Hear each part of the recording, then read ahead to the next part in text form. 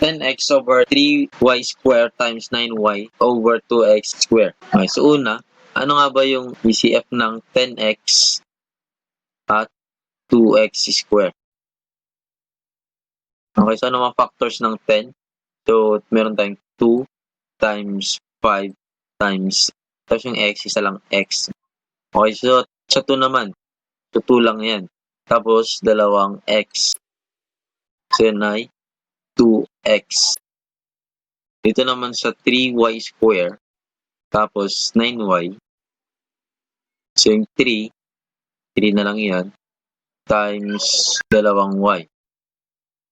And then sa 9y, 3 times 3 times isang y. So, isang 3, tapos isang y din. So, 10x, divide natin sa 2x. So, 10x divided by 2x. So, 10 divided by 2, 5. And then, x divided by x, 1 na lang yan. So, 5 na lang. Okay. And sa 3y square, divide natin sa 3y. So, 3 divided by 3, 1. Then, y square minus divided by y. So, y na lang yan. Times, so, 9y, divide natin sa 3y. 9 divided by 3, 3. Then, y divided by y, 1 na lang. And then, sa 2x square, divide natin sa 2x.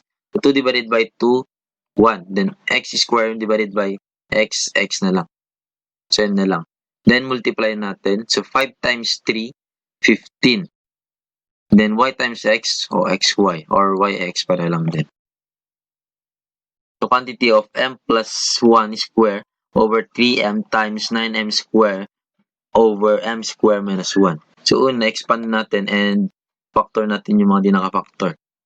So, m plus 1 square, so yan ay m plus 1 times m plus 1. Tapos yung 3m na lang din yan.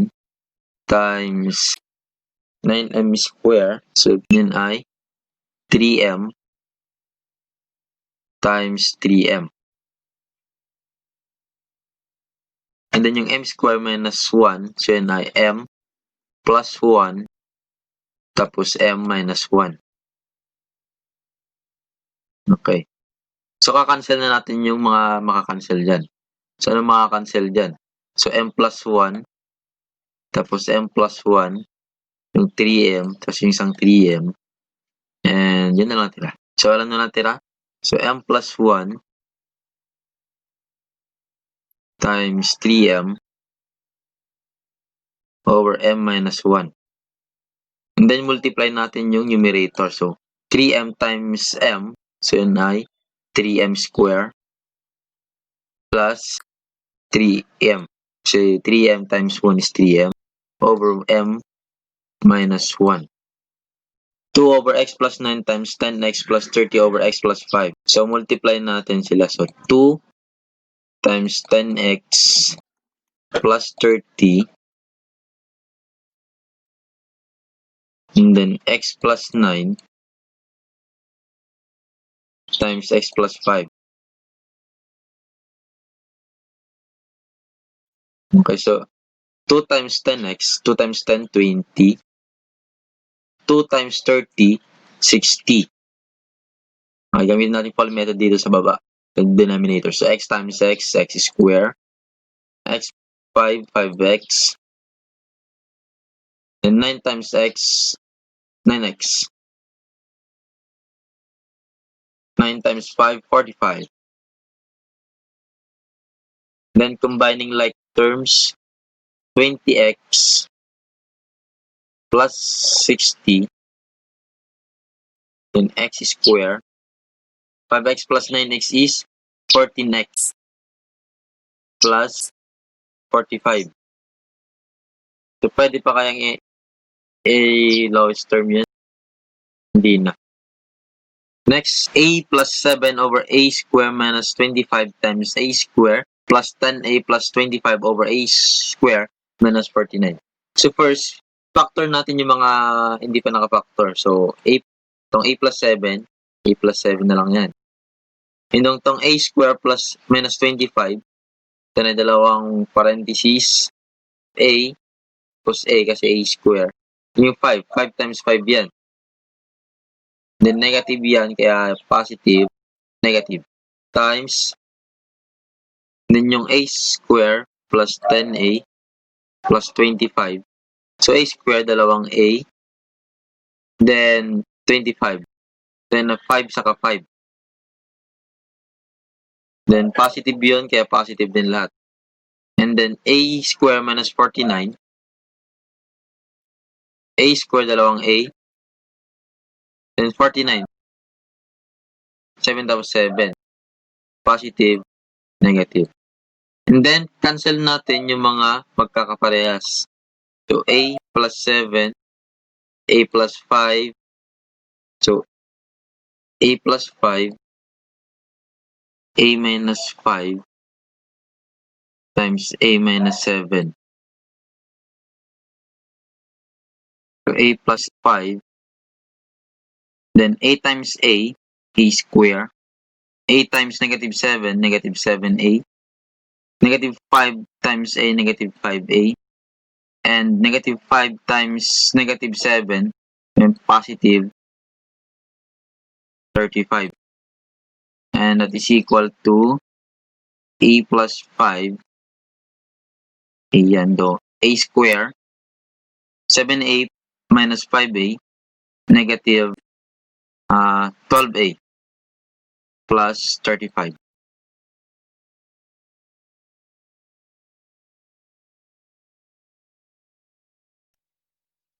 A plus 7 over a square minus 25 divided by a square plus 10a plus 25 over a square minus 49. So una, kunin natin yung reciprocal ng pangalawang term. O ito, reciprocal or kabaliktaran. So yan ay a plus 7 over a square minus 25. Then, magiging multiplication na yan. Over a square minus 49 over a square plus 10a plus 25. Okay, then, factor natin sila. So, a plus 7, then yung a square minus 25, yan ay a plus 5 and a minus 5 times yung a square minus 49, yan ay a plus 7 times a minus 7. And yung a square plus 25, yan ay a plus 5 times a plus 5. And then multiply na natin sila. So yan ay a plus 7 times a plus 7 times a minus 7 over a plus 5 times a minus 5 times a plus 5 times a plus 5. Or simply, yan ay quantity of a plus 7 square times a minus 7 over a plus 5, quantity of a plus 5 raised to 3 times a minus 5. O, since walang pwedeng i-cancel, so yan na yung sagot. Next, 7 over 28b square plus 4 divided by 7 over 35b plus 5. Gaya ng kanina, baliktarin natin yung isa. Yan ay 7 over 28b square plus 4 times, may times na yan, 35b plus 5 over 7. Okay, then multiply na natin sila. So yan ay 7 times 35b plus 5 over 28b square plus 4 times 7. And then para silang may 7, both numerator and denominator. Kaya maka-cancel na yan. So ang sagot ay 35b plus 5 over 28b square plus 4. So ito ang video natin para sa araw na ito at sana nag-enjoy kayo at may bago kayong natutunan. At huwag kakalimutang mag-like, mag-share at mag-subscribe at pinutin na rin ang notification bell para updated kayo sa mga bagong video.